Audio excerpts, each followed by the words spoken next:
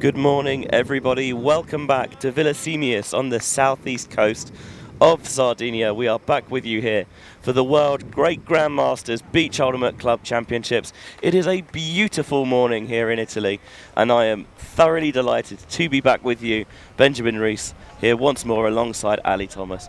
What a morning it is. It is absolutely delightful. Light breeze, lovely sunshine.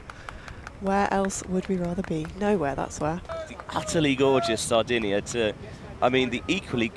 is a beautiful city as well. Mm-hmm. The weather might not be quite as good, but I'm sure the ultimate will also be of a high quality, as Borderline is starting this game on offense, and we saw that Fox has a big arm and he winds up deep, and it is right on the money to Eric Bedard, so clearly picking up where they left off on the stream yesterday, taking an early lead in this game 1-0. Yeah, just, that's a big opener. That's a big statement from Borderline. We're here, we're ready to play. Definitely awake. They've had their morning espressos. Maybe Tragic Hips needed to wake up a little bit on defense. So we mentioned that we streamed Borderline yesterday. That was the last game of the day for us in the 5 o'clock time slot. We saw them dispatch Courier Island 11-7. Tight at the start, and then Borderline were able to pull away. So bounced back from their kind of agonising defeat in the morning. This is the second seed and the third seed in the pool, so should be in for a really tight, exciting game today. Yeah, it feels like this is a pool where first point on offence here for the Tragic Hips. Trying to look around, finding an option. Here's June with that Canadian headband, showing her allegiances, and there's going to be a stoppage because I think foul called. Yeah, McConville just getting a little bit handsy. June looks towards the reset, begins to clear out, and then gets the pass in the middle. That's Katz, and Katz goes back to June.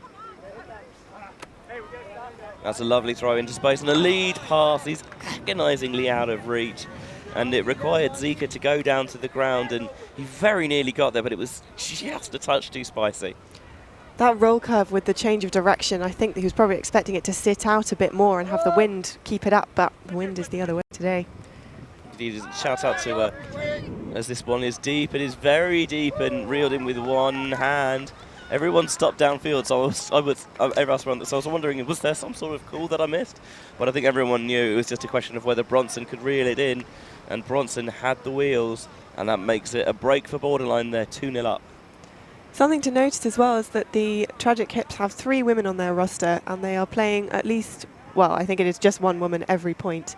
And they have a lot of faith in their women, and they really expect their women to be, making a contribution in these games. Yeah, they're certainly not here to make up numbers, and they said that they had every confidence that they would match them up against whoever, and that they could come out on top of those matchups. Love to see it in the open division. Well, this is the thing. You certainly see teams and players who can kind of get away with it just on the back of their athleticism. That's very true.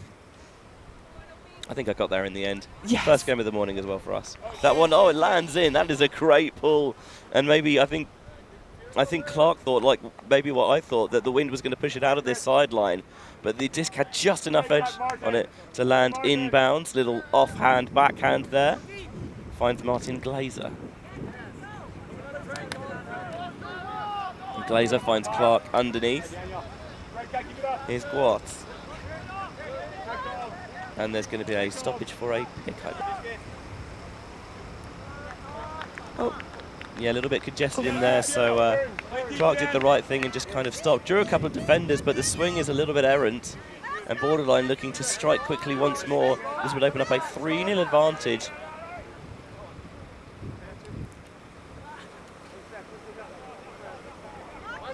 Here's disc is going to be picked up here. Nice little inside break, finds Glazer, and Glazer gets a bump on the mark for his troubles from Phillips. Guy begins to clear out, but the disc goes deep, looking towards the far side.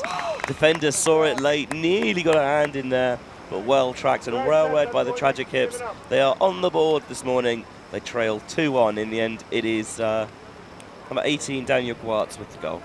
That was a really, really tough disc to read. It was sort of behind him on one side and then behind him on the other side, and then finally just landed in his lap. So yeah, skill on the reading and skill on the throw as well. So both of these sides from North America, borderline kind of from the US-Canadian border, and Tragic Hips there have a strong Canadian contingent as well. Though ironically, there's a lot of to this tournament, which, you know, obviously this was not the original date that they had in mind. No. But it's been delayed, and, you know, that has caused teams and players to not be able to make it. So it's good that these teams were able to get some teams together, even if borderline especially are very low on numbers this week. So the wind kicking up a little bit there, just tries to put one over the top, and the defender, just gets caught underneath it, and thankfully for borderline, Eric Bedard was there to reel it in. That one's going to pop up as well, maybe another second effort grab, but it dropped just before Bronson could bring it up. The wind is really starting to pick up now. It was a gentle breeze a few minutes ago, and now it's blowing a lot more steadily. So here's Engelbrecht underneath, nice, going down to the knees is Zika, securing the catch. And Zika just about sneaks that one through to June. Points where she wants the cut to develop.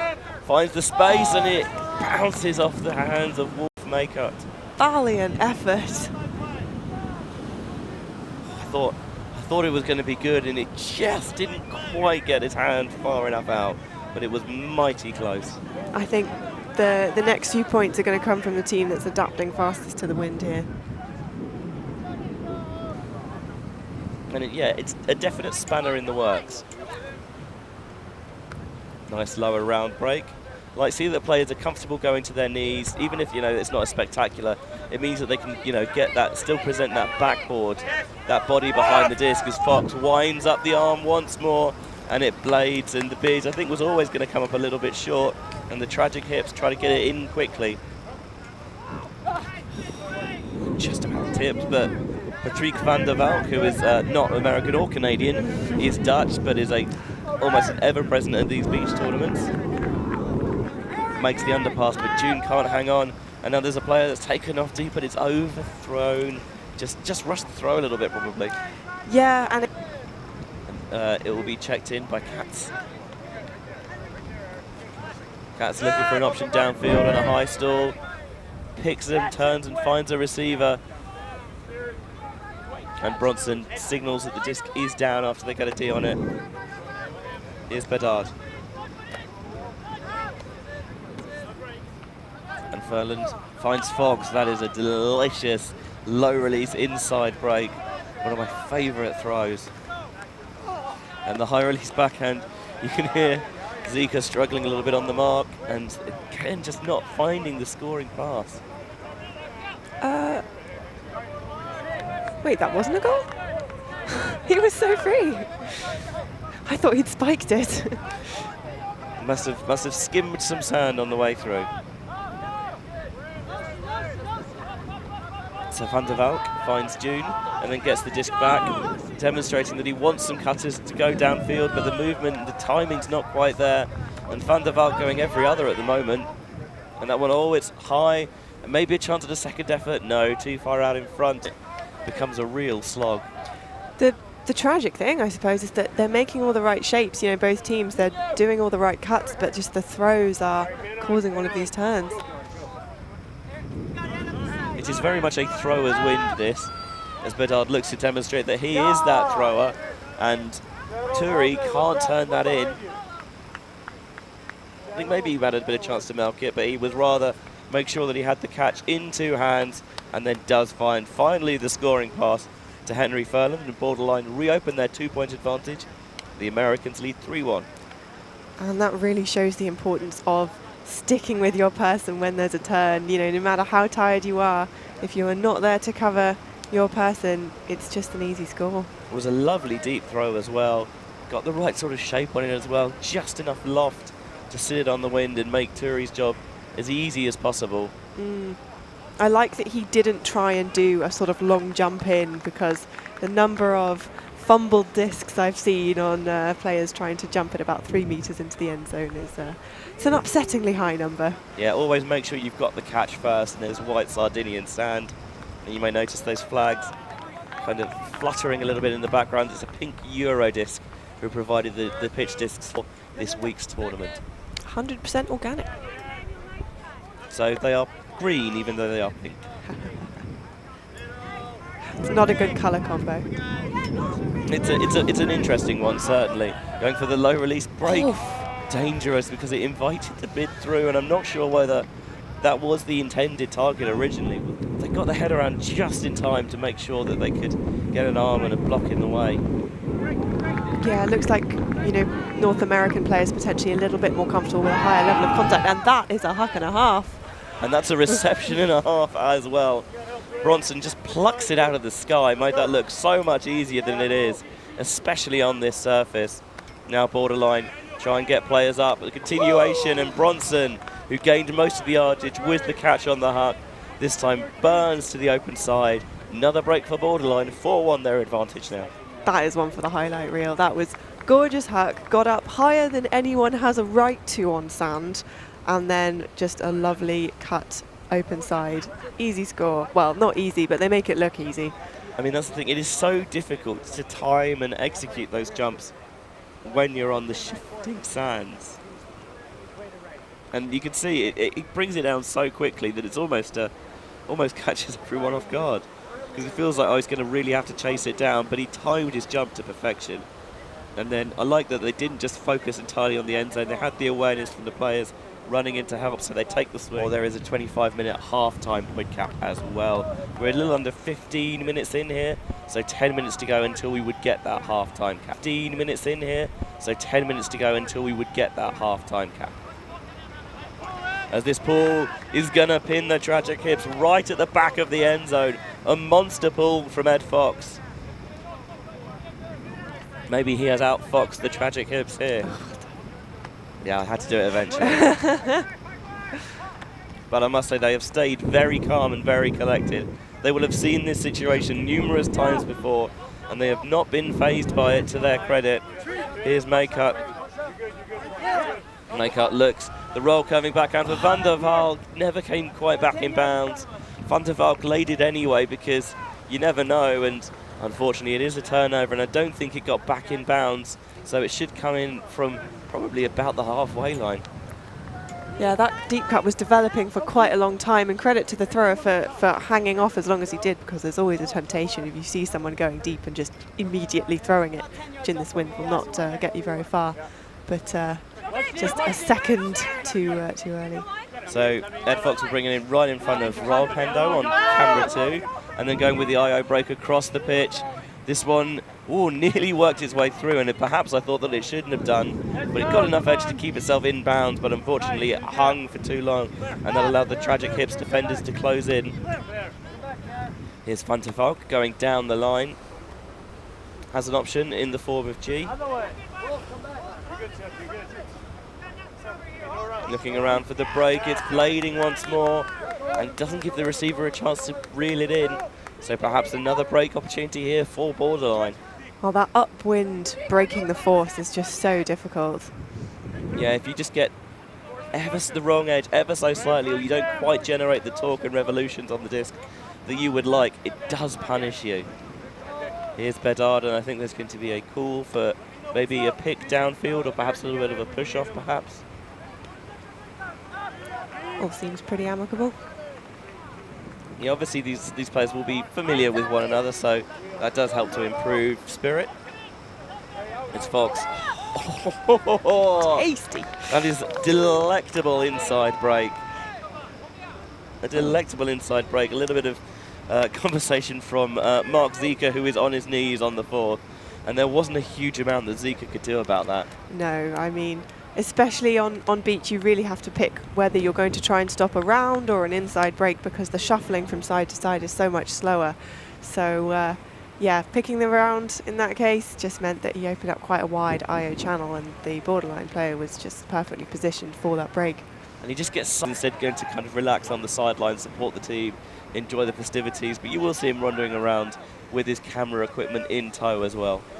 And to be fair, there are worse places to be on the sideline than on a beach in WGGMBUCC. Right?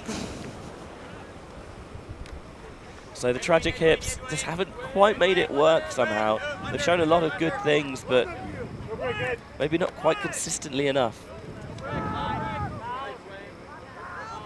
Instructions from the sideline. They want players to clear out, feeling it's a bit too congested in that handler space.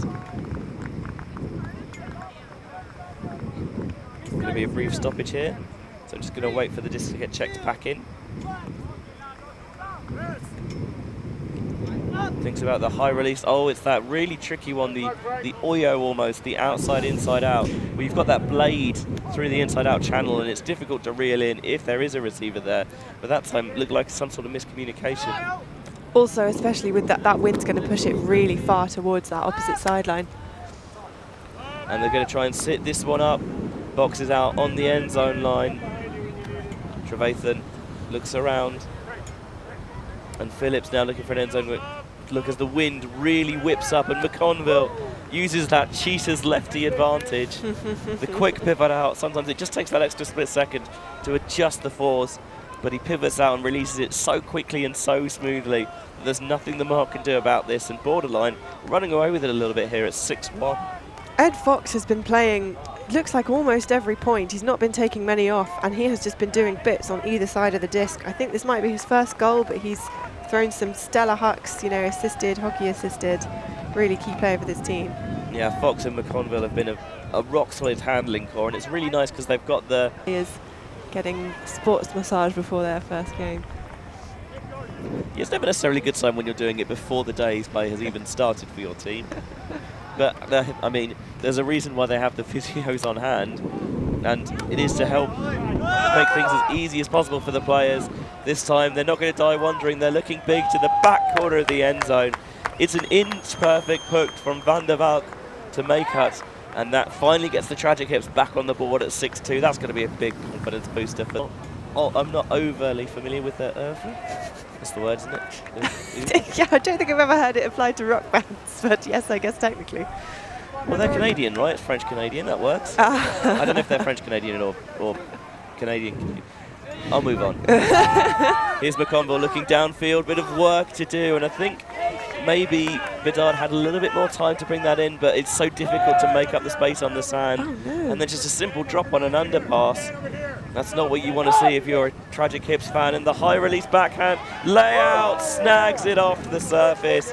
Brilliant grab from Eric Bedard, and that will take us into half-time with Borderline posting a 7-2 lead. What a way to take half. I mean, we've just been seeing some incredible plays down in this end zone. I really thought that was going to be too far, but this is why you never ever give up on a disc, even if you think it's too far in front. Especially on the sand, because you do have that ability to kind of throw yourself around with a bit more abandon, and in the end, rather than kind of going fully horizontal, it's just kind of going down to the knees, making sure you're getting that hand underneath the +3, and it means actually that you're not playing when kind of the weather's at its hottest and the sand's at its hottest as well, as this inside-out backhand with the lefty pull is, well, you can see there what effect the wind had on it, because it saw that edge and gleefully pushed it out of bounds. So you've got the ability to protect the players that way, which is good to see. And it's, you know, just nice to get a little bit of a rest. Little nap, little beer. Little siesta. Yeah, what more could you ask for? Here's Cats. 7, 8. Very loud stall count coming there. So clearly Phillips wants his teammates to know that the stall count's rising, and potentially some swill could go up as Van der Valk gets the up line, the little inside window. Phillips is visibly frustrated with himself, but Van der Valk really threaded the needle and snuck that one into Cats for a 7-3 scoreline. That's one of the dangers of face marking, or rather having your back totally to the thrower when you are that close to them in the end zone, is they can see that your back is turned and they will put it where you are not looking. I mean, ideally as a defender, you want to be in a position where you've got sight of kind of your matchup and of the disc, and just a split second too late for Phillips. Caught it in the peripheral, and got like people distracting him with like wavy arms everywhere. Like one of the tube men that you get like with the inflatable ones. Yes. It's a valid tactic. So Fox catches the pull, and he finds McConville. These two have been rock solid in that Borderline handling core, I have to say. And a little bit of a change defensively here for Tragic Hips. They're going for some zone. Oh, I like this, Ali. Yeah. Oh gosh, it's forced to turn. Just making them to kind of move the disc a bit more laterally, increase the number of passes, and then you get maybe, you know, the more passes you make, the more chance there is that you get perhaps a throwing error or an errant drop. And also leaving that swing kind of open on the far side. Not sure if that was on purpose or not, but those swings are not easy with this wind, and we see that here. That one is read brilliantly by Furland. He finds Fox, and Fox winds up the arm, shoots it deep, right in stride for Bronson, and that'll be 8-3. Bronson does a little slow pirouette in celebration. A lovely put, that one. And you know what? The thing about the tragic hip zone is, even if they struggled on the second position for Borderline, because they didn't get the zone set quickly enough. The fact is that they are down a decent amount in this game, and you know what? Why not try something different? Because there's still enough time in this game where if you find a strategy that works and it frustrates and kind of stymies Borderline's offense a bit, then hey, there is definitely still time to come back. Yeah, I really like that zone look, and unfortunately they're coming out, well, I mean, not super unfortunate, they're coming out on offense, but if they put this in, I would be surprised if they didn't come out with another zone look. And you don't necessarily have the recovery speed and kind of the range of movement that you would on grass or indoors, because just moving on sand is a lot harder. Yeah, definitely. So Van der Valk and Katz do a little bit of 1-2 in the handler set. Upline looks for Van der Valk, and the defender comes in but doesn't get there. Van der Valk tries to sneak it past, but that one just doesn't quite get enough loft underneath it. Was looking for makeup, one of his favourite types. The floor. It's so tricky to get the right edge on that, because there is so little margin for error. As Fox again with that inside flick. What a throw it is. Here's Trevathan. If in doubt, dump it off to Fox. Yeah, and just because he's got those inside flicks out with such devastating regularity and precision, it means that alters the way that you play on the mark. You're wearing, stopping that inside shot, and even though Van der Valk knew that it was going to come, he couldn't stop it, but that time they got the block. And timeout called there. Both sides have one timeout per game, and the Tragic Hips electing to use theirs here. So about 15 minutes left of this game. Yeah, and then the games, as we mentioned, 45 minutes plus time cap in 2-hour slots. That's a lovely shot, that, actually. Right down in front of Cam 2. Nice little. Yeah, it's a lot of work. And it's getting a nice little kind of highlight reel of the game so far. It's so we mentioned there's 4 game slots each day, and they are 9:30, 11 o'clock, and then you get the lunch break 3:30 and 5. Games are 45 minutes plus cap, which is usually 10-15 minutes or so. So there is, at least half an hour between each game, and each team plays one game in the morning and one game in the evening, so it works out quite nicely as well. Unfortunately, we don't have it because we've got the highlight reel, but the Tragic Hips are doing a little hip dance, maybe just trying to keep themselves limber during this timeout. Yeah, when we spoke to Daniel Guartz, the cap, who was very, very generous with his time and kind of talked us through the team. Yes. And yeah, as we mentioned, that they might have a couple of little spirit dances that they wanted to bust out to kind of, to keep spirit. Physios and nutritionists and everything to get them back on the pitch as quickly as possible. Whereas at this tournament, it's supposed to kind of teams of physios, although we do have the kind of the sports therapist. It's more like reams of physio tape. Here's Clark on the precipice of the end zone, looking for Van der Valk. Lovely around break in stride for the Tragic Hips. The timeout does the business there. 7-4 the scoreline, and after a very rocky start, the Tragic Hips are hanging around a little bit now. Yeah, definitely. That was. I hope that is exactly what they said they were going to do in the timeout, and they executed it to perfection, as opposed to what sometimes happens after a timeout, which is you score, but not quite in the way that you had originally intended. I mean, I've spoken a lot over the years about the curse of the turnout. The time over. The time over. I don't like time. I prefer turnout because I think time over implies could be the end of the game. You know what I mean? But turnout is also a word in itself, Yes, yeah. Either way, but the idea that often you see teams take the time out. And a bad idea in general. Yeah, then you don't have the time to let players get back into play. Your internal clock has to work a little bit differently.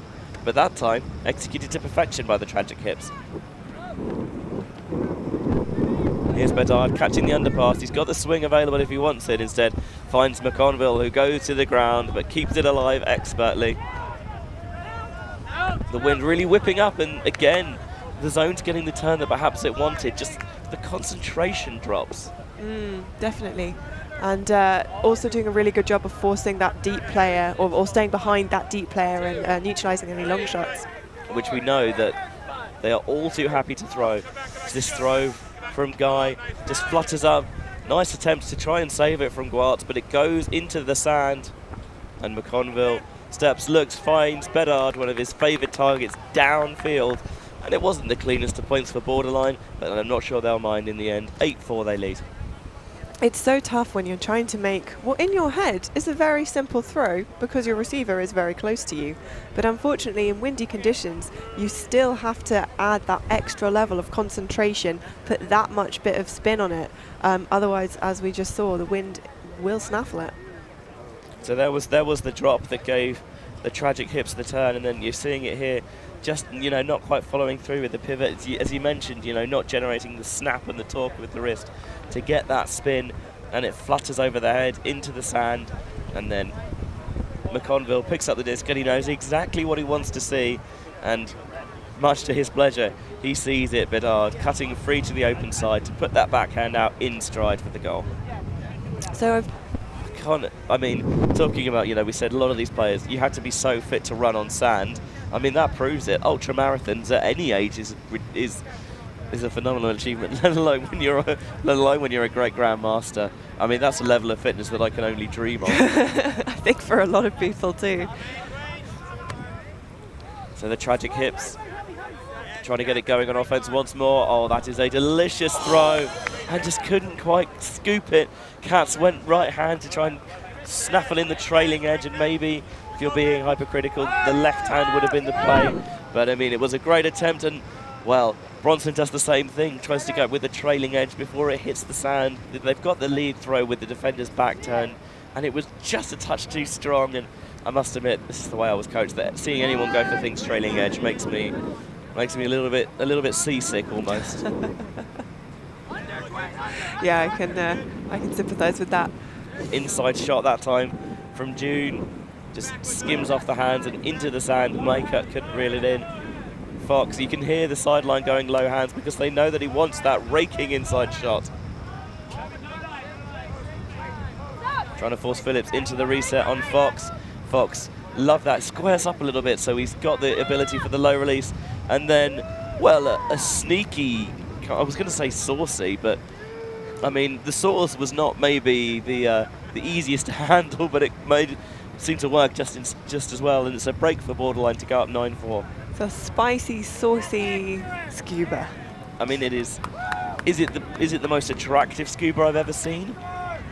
No, but I've seen a lot more attractive scubas go not be caught for scores. So I think that is what really matters, and you're seeing it here. There's Fox. He's not looking downfield. He's pivoting inward slightly. He's squared the hip so he can get that around break, and then Furland with the scuba, given the benefit of the doubt that he knew what he was doing there. Better than Fox. That is true, yes. So, I'd like to see players utilising that long reach and the long wingspan when they've got the disc in hand, rather than just being a big target downfield. So Guy just pinging it around the backfield at the moment with Clark. Sneaks that one through to Ayuto. Looking for Guy. Deep one, but there's no players beyond him, so he has to turn and look back into the handlers there, and then finds the option downfield in Guartz. Guartz turns to the end zone, does the right thing, takes the poach dump, and you mentioned that backhand swing into the wind, and you could see it. It thought it was there for Clark, and it just kept rising. There was also some really good defense from Borderline there. Fantastic switch between the mark and the player guarding the one racing into the end zone. Very intelligent D. Good communication, which is very important, especially on the sand where you need to be efficient with your movement. There's that one searching for McConville. Guartz, I think, got a hand in there to disrupt it. And Glazer is going to take his time, I think, striding over to this, just so his receivers can get a chance to get into position. Looks like they're going a vertical stack in the end zone, perhaps. Two at the back, and they're isolating Guartz at the front. And end zone play. Give him a lot of space to work with. We haven't really seen teams set up dedicated end zone plays as yet so far. Glazer's not finding an option that he likes, and then toes it in the front of the end zone, does he? He does indeed. Goal, yeah, goal signalled. Ayuto it is with the layout. Nice balletic footwork at the front of the end zone. A little bit of twinkle toes for the score to make it 10-5 to Borderline. And then a slightly less balletic nosedive forward into the sand. Sometimes that momentum can just, as you're trying to keep your toes in, just force the rest of your body slightly forwards, but at least it's a nice soft surface for him to crash into. I mean, that's the advantage, as we've said it before, that's the great thing about playing in sand, is that you can do that. And it's a bit less painful than it would be, well, especially on indoors, but where it believe me, it can hurt. Oh, yes. And then even, you know, hard grass or AstroTurf, yeah, he looks down. So Van der Valk now has the disc looking to pull. Rather than it being a strict O-line and D-line for the Tragic Hips, it feels like they've got one line going in one direction and one line going in the other. They've brought 12 players this weekend as opposed to weekend this week. Keep doing that. As Fox looks downfield. Oh, fantastic bid by Van der Valk. Bit of contact, but a nice slap of hands afterwards. Strong hands, actually, you have to say, from Bronson making that catch and sticking it in there under a lot of pressure. And Borderline reopened a 6-point lead at 11-5 as the time now is over. So just trying to work out whether it went before or after that point was scored. I feel like there maybe should be another point, and Guat certainly thinks there should be because he's walking towards the line. Yeah, there's definitely going to. It's just, is the cap already on now, so it'll be game to 12, or do we have? Will it be this point and then cap? So the question is about exactly when the hooter ends, because, and this is going to sound really obvious, but obviously it's a terminology thing. The next point starts as soon as the previous point finishes. Which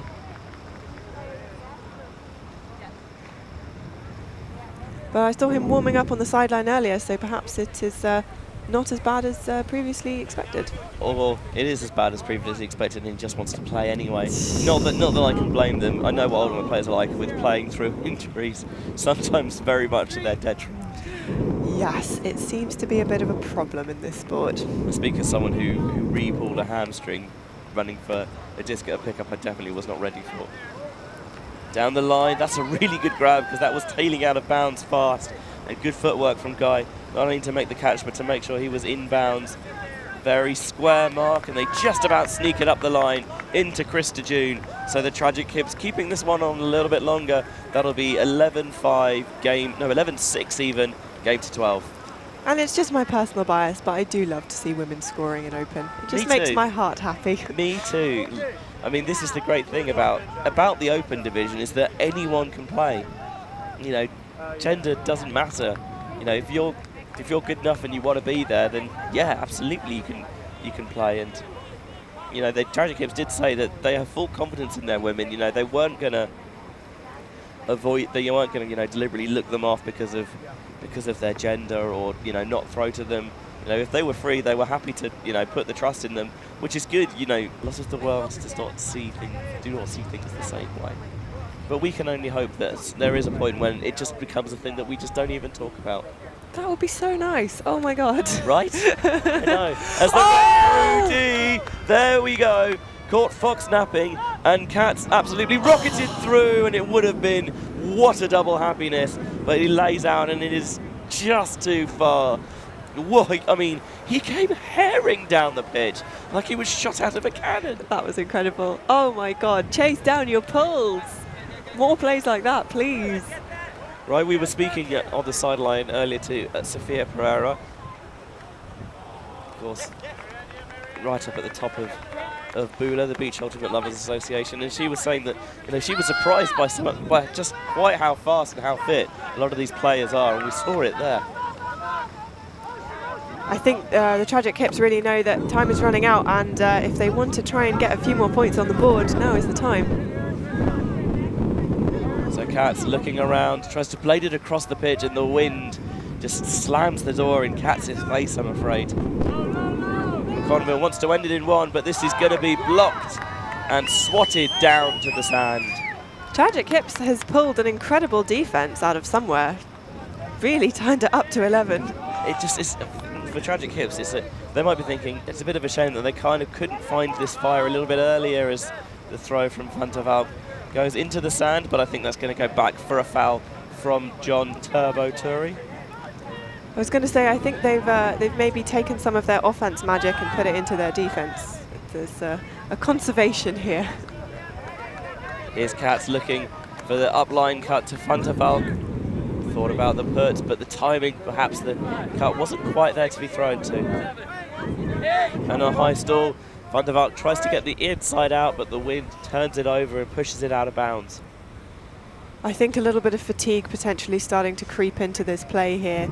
We were talking yesterday about how as you are tired, your decision-making skills can also suffer a bit, so that may be what we are seeing here. These are the distinctive Fox with those 3/4 length tights, the vivid sand socks and that USA neckband as well as the purple and gold cap, which I wonder what cap that's from. I'll have to have a look at that. Maybe some kind of American ADL. Looks like it has a rainbow on the front. Could be a rainbow, couldn't it? This one is just outside the end zone. Borderline on the precipice of victory here. Bedard, often seen catching the goals this time. He's going to dish from McConville. Thought about it, and Van der Valk gets turned around at just the wrong time. Throw goes into Turi, and a lot of players on their haunches, hands on knees, and then come the slap of the hands, and I think that is game. It just looks like they've got nothing left. Yeah, really. Just completely spent. No call, just everyone recovering a little bit. I mean, it's almost like one of those like Renaissance paintings where everyone's just kind of frozen in position and in time. So we're just seeing some of the highlights again here. This is end of this first game between Borderline and Tragic Hips. 12-6 it ends to Borderline. Do stay tuned with us here on the ulti.tv YouTube channel, where you can watch all the games from Pitch 1 live and for free.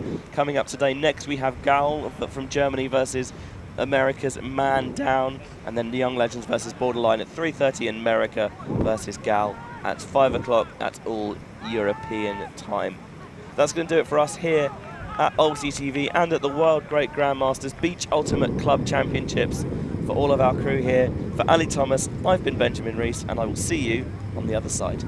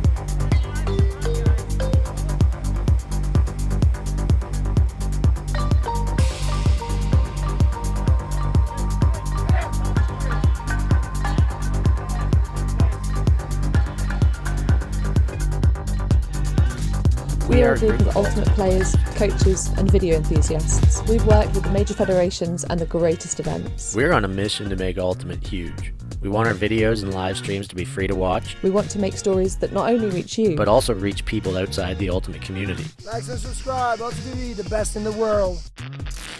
Become a member and fund fund our work to cover more events in the future and to bring more stories and live coverage to the eyes of the Ultimate world and beyond.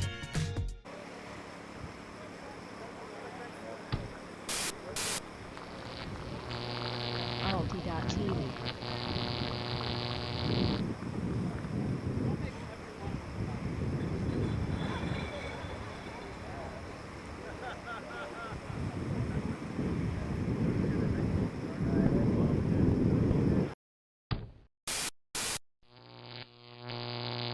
salty.tv.